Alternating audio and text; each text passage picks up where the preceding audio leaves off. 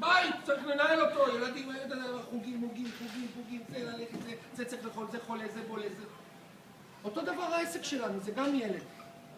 אי אפשר לבוא ולהגיד, יש לי עסק, ולא אכפת לי אם העסק הוא כמו ניקן, שאני בא ועושה את זה במשרה מלאה או בפארט-טיים, אני עובד 3 שעות ביום או יום שלם. ברגע שאתם התחייבתם בלבן של העיניים, שאתם קמים בבוקר ואתם מרוויחים את הכסף מעצמכם, אל תחרטטו. אל תחרטטו.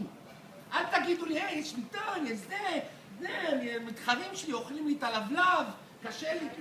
עזבו, תעשו שיווק, בלי פחד. נכשלתם בדבר אחד או שניים, לא נורא. תקומו על הרגליים, תמשיכו לעשות.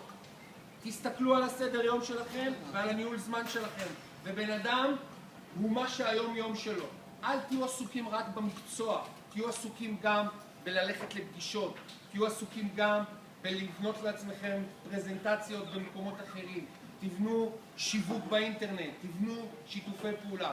והדבר האחרון, הדבר הרביעי, זה הנושא של שימור לקוח.